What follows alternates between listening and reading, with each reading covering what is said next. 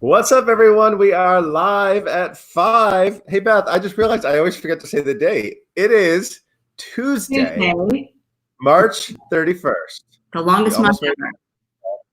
And I am Paul Montour, I'm Beth Stevens. and we're joined, as always, by Caitlin Moynihan. Hello, everybody. You're a little pixely today for me. I don't know. You never know. You never know what you're going to get. And hey, we have a really great guest because we do especially love our Broadway.com bloggers. And yes, Queen, we have one here today. Who's here today, Beth? Abby Mueller's here today from Six, the musical. Yes. We can't wait for that show to come back. And we were just talking about this.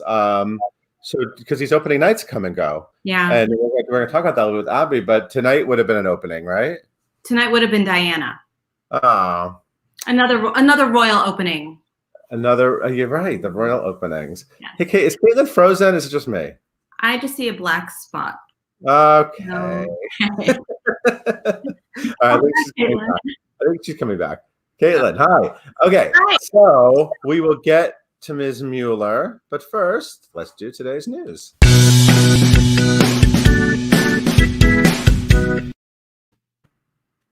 We are getting together some of our favorite stars to benefit the Actors Fund once again. This is some good news. We're starting with good news today, Paul. So Yeah. That's something to think about. Yeah. Broadway.com, that's us. We're putting together a reading of Terrence McNally's play Lips Together, Teeth Apart. Which I love. From 1991.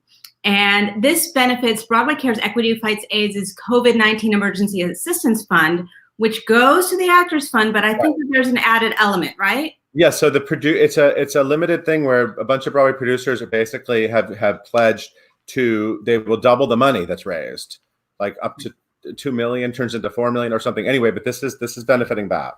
Okay, I buried the lead because I have to tell you the fabulous stars that are doing it. I know. Tyler Ferguson, Celia Keenan-Bolger, Zachary Quinto, and Ari Grainer will play the parts, and Trip Cullman, fabulous director, will direct. Yeah. Now, this is such a good play. People may or may not know this play very well. I know it really well because a friend of mine was an understudy in the original cast, so I ushered all the time. Oh. So I saw the original at Manhattan Theater Club. Yeah. So just so people know, if you know the original cast, it was written for these actors. So it was Nathan Lane. That's the Jesse Tyler Ferguson who played that role. Celia Keenan-Bolger's playing the part that Christine Baranski did, and Zachary Quinto. No, she's not. Oh no, she's playing Ari Swissy Kurtz. Ari Grainer's playing the part Christine Baranski did, and Zachary Quinto is playing the part that Anthony Held did back then. Yeah, and I love the connections because I love that Celia, of course, was in Spelling Bee with Jesse. Of course. And now they're married. And then Jack Quinto was in West Menagerie with her. That's so right. That's fun. So this Anyway, one's right here, wherever you're watching this, right here at Broadway.com's Facebook page and YouTube channel on April 6th at 8 o'clock Eastern time. Monday night. It's going to be awesome. Yes. And audiences are going to be able to have heaven on their minds once again. Oh, look at you with the lyric. I love a lyric reference. So here's the deal. Jesus Christ Superstar Live. Remember that? I guess it was actually called Jesus Christ Superstar Live in Concert. That was the NBC. It was a huge hit. It won how many? 5 Emmy Awards, including Outstanding Variety Special Live. They're going to air it again on Easter Sunday which is April 12th, for those who didn't know. And of course, it stars Sarah Bareilles, John Legend, Brandon Victor Dixon, and a lot of other great theater people. You know the show, Andrew Lloyd Webber. It was originally done on Easter Sunday back in 2018. Right. So they should do it every year. It's so back. It's back. And you know the plot, but and you know the music probably. And it's it's one of the best live Broadway presentations we've seen. So if you missed it the first time, or even if you didn't, you just want to see it again, we have something fun to look forward to. Definitely. And we have found out the future of Manhattan Theater Club for this season. It's a bummer. Another day, another closing. So what's happening is Manhattan Theater Club is canceling their spring off-Broadway season. So this is Puig Gwen's Poor Yellow Rednecks, and Emily Feldman's The Best We Could, A Family Tragedy. They were both supposed to start performances in May, and now they're just saying they'll be rescheduled to a future season. So this will not happen in the fall. This will happen in the future sometime. Okay. All right. But hopefully we'll get to see them. Yeah. Yeah. And this year's Lucille Lortel Awards are going digital. Yeah. So this reminds me of what I was saying about the Tony Awards like last week, where I was like, you could do it online, and that's what the Lortel Awards do. This, of course, is the Off-Broadway Leagues Awards for the best of Off-Broadway. It's always a great ceremony. It's always very star-studded with presenters and nominees and winners. And so they're sticking with their schedule, actually. So this is not like all of our other stories that we always say. Nominations will come out April 14th, which is just 2 weeks away. And the celebration will happen May 3rd at 7 p.m. We don't know exactly how. It'll be online somehow. It'll be a virtual ceremony. So that's kind of an interesting twist to all this. Maybe they'll be in their PJs when they accept their awards. You never know. I guess there are probably less shows because those didn't open that maybe would have been eligible up until now. Maybe not that many, though. I guess a few weeks worth. Mm-hmm. But I'm sure it'll still be a robust group of nominees and winners. So I'm excited to see how that all comes together. Okay, Beth, you're back, but I'm going to pop you out for a minute. And Caitlin, why don't you tell everyone about today? Yes, guys, we got the queen, yes, queen, vlogger herself, Abby Mueller, here with us for Live at 5 Home Edition, as we are live on both Facebook and YouTube. You guys probably already know this, but Miss Abby Mueller has been playing the Queen, Jane Seymour, in 6 on Broadway, and she's been doing that since the show made its North American premiere at the Chicago Shakespeare Theater. She has previously appeared on Broadway in Beautiful and Kinky Boots. Follow her on Instagram at ABC Mule, which is ABCMUELL. Leave all of your questions down in the comments below, and please welcome Abby and Paul. Hi. Hi. How you doing? I'm good. How are you? Are you holding up? I'm holding up. Look who just came to join. I'm really shocked she came actually. Oh, legendary. Princess Chauncey. Princess Chauncey. Yeah, I mean, I'm good. All things, I have food, I have shelter, I have companionship. My dog is bringing a squeaky toy right now. So Henry, come here. So that's why. Here. Shut up. His name's Henry. Because live at home isn't the same. You know what I mean? You have to So Henry will make a quick appearance. Hi, Henry. Hello, Henry. Okay, that's Abby. Yeah. So we're all very loose now. We all, and I recognize your plant from the vlog, so I know you're in Manhattan. Oh, sweet. Yeah, I'm in my. You're in your apartment. I recognize that. So. You really, I was really thinking of you and your fellow queens. The night that Broadway shut down was your opening night. Like that afternoon. Yeah. It was sort of like we were all kind of wondering when this would happen. Were you literally zipping into a gown? What? No, because it was before the show, but you must have had people. Did you have people in town? And I mean, it just added a lot. So talk about that day for you. Yeah, there was all of that, and it was funny. I was actually about to. It's a really long story. It's not a good long story, but I was gonna get my makeup done. I'm holding my rose quartz here just because I am. I was getting makeup done with a friend. We had to go to New Jersey. It was this whole thing. Long story short, because it's that was my plan anyway. Because the show makeup is basically red carpet makeup anyway, and then just getting ready after, and because of the new rules backstage where you couldn't have backstage visitors, we were having to get ready at a different location afterwards, so everything was kind of up in the air. So I was like, you know what, I'm gonna streamline this, I'll get this done. I was with a friend of mine, and so I was actually about to sit in this makeup chair in New Jersey when I started getting texts, and mostly from friends, and I guess an email from people sharing the article, right? Yeah. That came out. Was basically before we really heard. It was sort of bizarre, the way that the chain of command went. But the good news was I hadn't started getting my makeup on, so then I just got to go home, and my parents were in town because my sister Jessie's show was opening the minutes. The Minute. I got to see her show, The Minute. Yeah, she was fantastic. Yeah. Good. And then my brother, so they were kind of getting like a 3-for-1 because it was my brother's closing weekend as Ron Weasley and Harry Potter.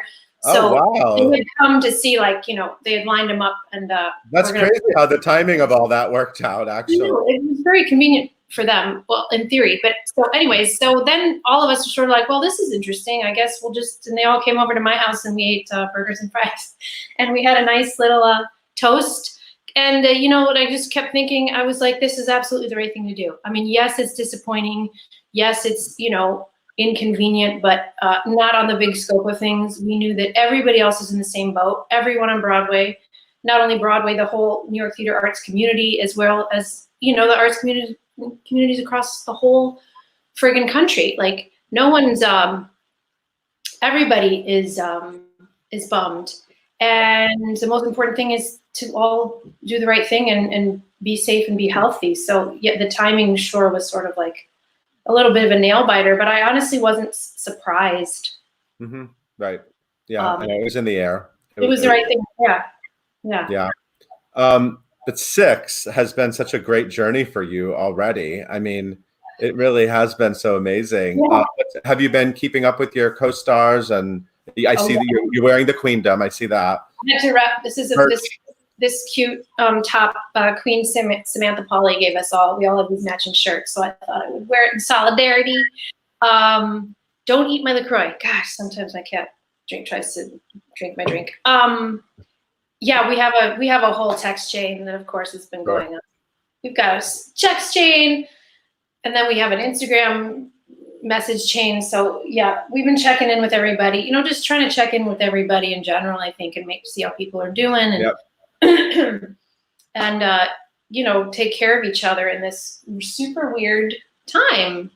Yeah. How do you find your? I feel like I want to start a new segment on Live at 5 called. Oh, sorry, there's dogs everywhere. Hey, Rosie, come here. If you, my segment is going to be called "What Did You Do Today?" What did you do today? What did I do today? Yeah. I tried to stick to my morning routine, which is I meditated, and then I did my yoga, and then I actually just had a virtual session with my naturopath because I'm still getting over some had a little illness prior that I'm still getting over. So we're checking in on that. And then still trying to work on. Hang on. Keep talking.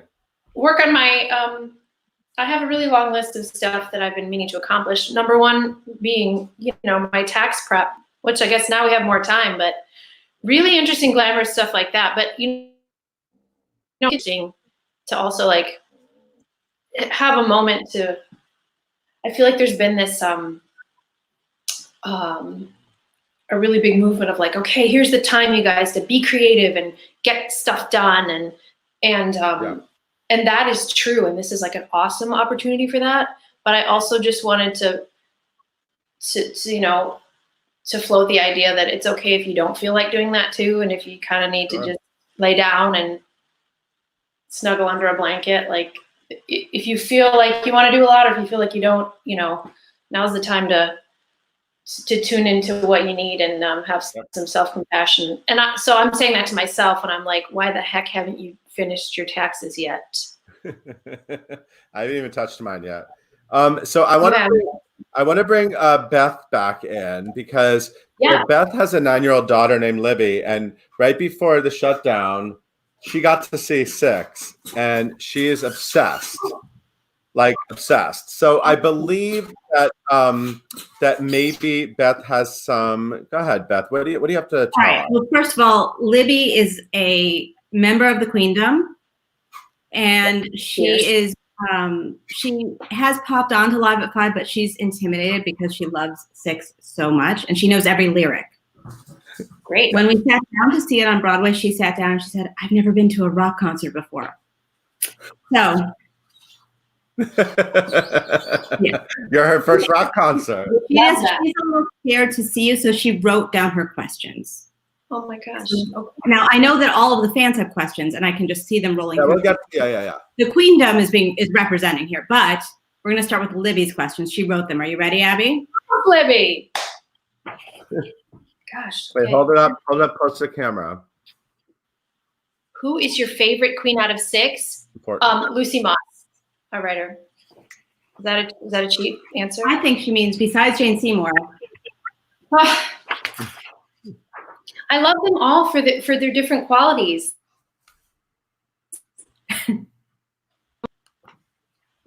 Yeah, this is gonna see, because I gotta be careful now, because if I say something, I'll never hear the end of this. I like them all. They paint with all the colors of the wind, and each woman represents something different for all of us. Okay, she only had 3 questions. This won't go on forever. You just ruined that one, Abby. Are you gonna make it? Oh, that's a good. Well, guys, that's a good question. That depends on So you had a vlog. You've done 7 episodes. Yes, Yeah. Queen. No. Oh, Queen. I think it's time you. We did 7. I think you should do 8, or maybe just keep on going. I don't know. Okay. No pressure, but what's Not now, but yeah. evaluate. Not now. It would be pretty interesting right now. I mean that facetiously. Yeah, I would love. I'm open. Let's workshop that. Okay, last question, and then I'll give you a note. There's a note at the end. But here's the last question. Can you see? Do you think you are like Jane Seymour? If not, which queen do you think you're the most like? Good question. I do think I'm like Jane Seymour in some ways.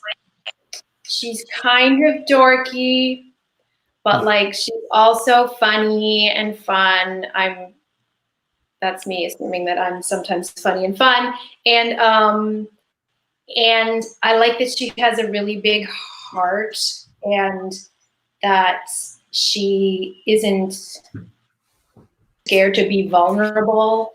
And so I hope that I'm like that too. Not always, but I like that part of her. So, and I would aspire to be like that. So yeah. Cool. Okay. Should I show the note, Paul? This is really for Paul. Yeah. Sometimes she has content ideas for Broadway.com. Oh, right. She's yeah. And Okay. Her daughter's been pushing me for this for a while. She made me text Paul in the evening, like after dinner one night, because she had an idea. So she wants me to remind you, Paul. But no, tell about my idea for making a quiz to see which queen you are most like. She wants like a BuzzFeed quiz. That was Caitlin's loving it. I love you answer the right questions. She might have to help like write the quiz, but okay, Yeah. This is it. I mean, we do have time. True. Right. Well, we have some time now. I mean, I don't know about. I do. I don't know if I'd be good at, but I think that. I mean, I would want to take that quiz. I'm a sucker for those. I always want to take that. Yeah. I would totally take it. That's a great idea. All right, we'll get all of the programmers and developers on that, Beth. Okay, Caitlin, why don't we take some of the other fan? I mean, we got obviously the #1 fan asked some questions, but let's take some of the other fan questions. Yes, definitely. All right. So most people want to know, Sedona Crawford on YouTube wants to know, hey, Abby, what are you doing during all your spare time now? What are you up to? So, as I said, I'm trying to keep my mind right. Try to keep, a hold of things and try to stay calm. And so that my meditation and yoga help me do that. I'm also reading a lot. And I'm also, watching some television. I also pulled out just recently. I was like, wait a minute, where's all my adult coloring books? Remember when that was like all the rage all of a sudden? So I sure did pull out my, like Notes from the Universe coloring book. I was doing that. That really helps. That's fun. And then, honestly, what's cool is, thank God for Skype and Zoom and all these online platforms to connect with people, right? I've almost been overwhelmed because I'm actually an introvert. So component of this that is go home for a second and chill out. That for me, my nervous system is like a comfortable place, a fairly comfortable place, which I know a lot of people it's not. They need to, but I have to like go recharge my battery. So we've been doing plenty of that. And it's been so awesome to connect with so many friends. But there's been like so many social, like online social things. I'm sort of like, ooh, a couple of days I've been like, I'm tired out from all my I know. my virtual socializing, which is so funny and ironic. But it's been like people coming out of the woodwork. I've gotten to connect with like friends from summer stock and you know, friends that you'd normally like just text, but now it's become like a, hey, are you free? Do you want to FaceTime? Which I think is a really cool like byproduct of this bizarro time and a positive. So a lot of that and a lot of, you know, contact besides trying to go for responsible, socially distant walks outside. Met up with some friends in the neighborhood, and my brother lives in the neighborhood, so we've been like, hey, you know, like waving over here and then walking around because we still got to get some fresh air, you know. And then a lot of some Chauncey snuggle time. So very busy, as you can see. Yeah, I see that. Are you have you tried House Party app yet? I finally got on it today. I have not tried that one yet. It's like in all the kids kept telling me to get on it, and I finally tried it today. It was fun. It was fun. Is it good? Like an hour went by like that. Yeah. Is it different than Zoom? Yeah, because you could play games and people drop in and out. There's trivia games and there's chips and guac is the name of the game. yeah. Okay, I'm gonna write that down. House Party. House Party. I think you need a Mueller House Party meetup. I think I could see that. We do. I love it. Varying degrees of tech savviness in my. It's pretty easy from what I can tell. Well, but what else? Here's hopeful. Yeah. So Dan O'Connor on YouTube wants to know who was the pop star inspiration for Jane Seymour, if you have one. Totes my goats. So the writers listed the pop queen inspiration as Adele and Sia. And I have not. I've been very vocal about the fact that I love those two divas. I love a lot of divas, but I love Celine, and I definitely feel like she's a big part of my inspiration for my Seymour. Mm-hmm. Yeah, I can see that. Queen Celine. I love it. Oh, I just lost it because my computer keeps freezing. Oh, Jessica Chamberlain wants to know if you could wear another queen's costume. Is there a costume you love? That's really specific. There's a lot of these costumes are epic. They're epic. They're just insane. Our costume designer, Gabby Slade, and the whole costume team is just, they're all ridiculous. And let me think. But you know, it's interesting because I feel like everybody's costume is really tailored to them.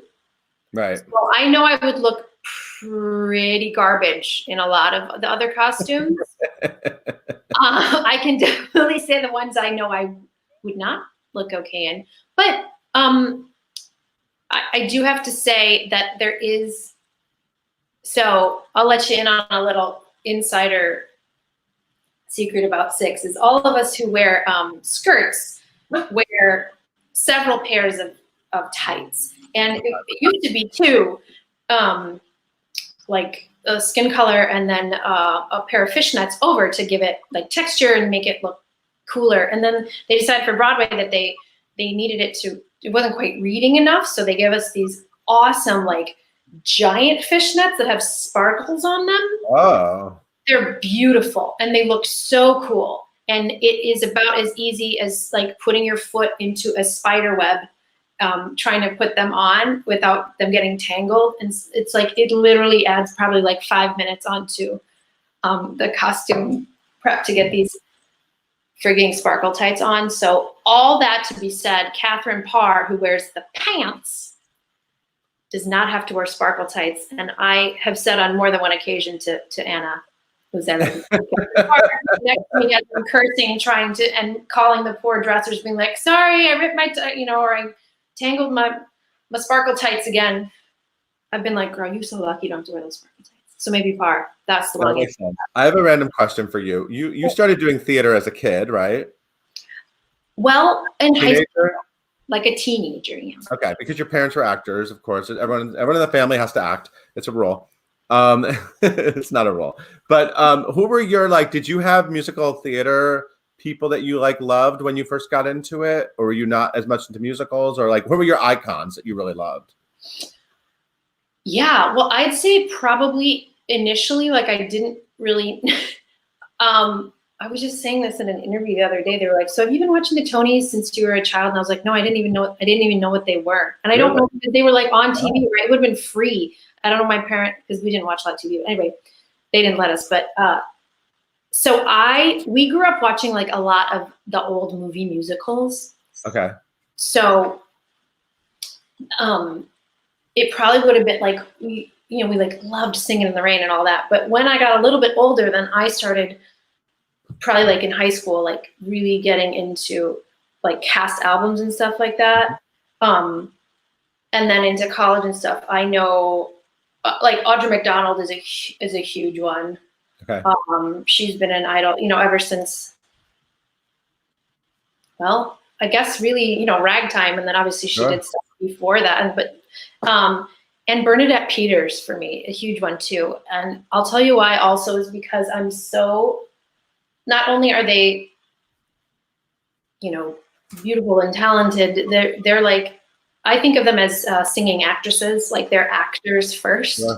And they also happen to have these insane vocal instruments. And then their versatility in the way that they've managed their careers, and they've done, Broadway, but also TV and film and on other mediums, and have really diversified their careers and been so prolific in those ways. I would say, I would say those two are to this day still big. Have you met them both? Yeah, well, kind of. Not like in a way like nowadays I'd be like, hi, I know, like I totally in the same room with. Yes. Well, I know I remember stage, because I got a photo with Bernadette. I wasn't like a big stage door person, but I did stage door Audra in 110 in the Shade, and I'm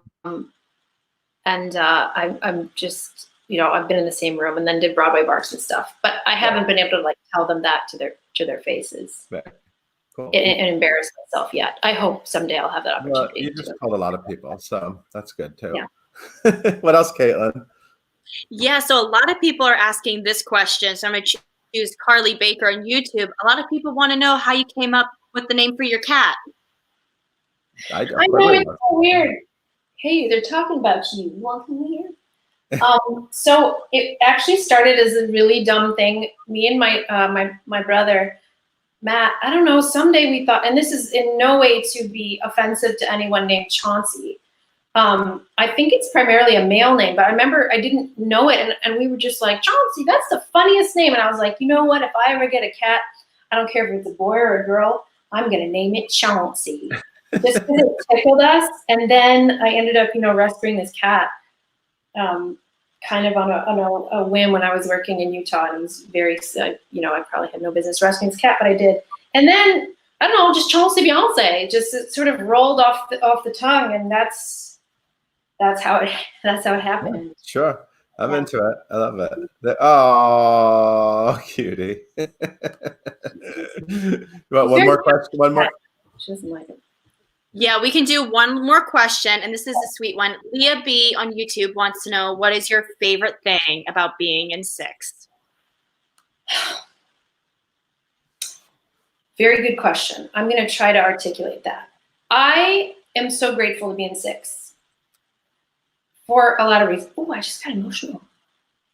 I feel really grateful, and at the same time really which is related to great gratitude. I feel lucky, and I feel proud to be part of this piece, to be part of this group of women, our nuclear group of women here on Broadway, but also part of the group of women globally that are doing this show.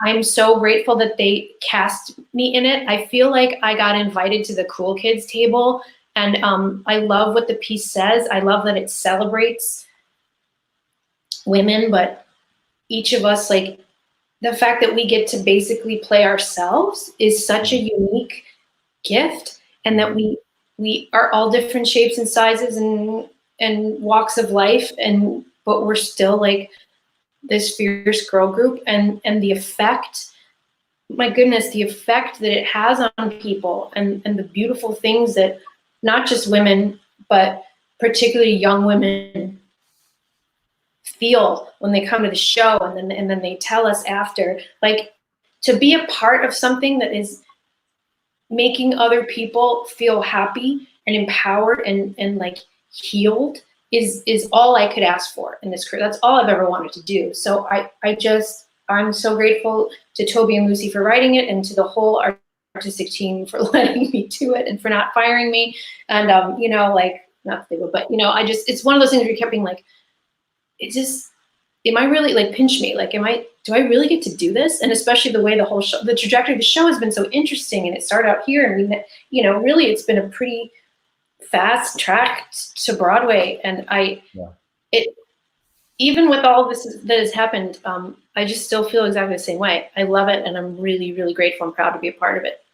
So thank you. I love it. I love that a lot. Okay, I'm going to pop back on one of your big fans. There's Libby. Hi, Libby. We loved your questions. Hi, hey, Queen. How you doing? She's just listening to it nonstop, right? I mean, that's just the thing. It's the cast album, yeah.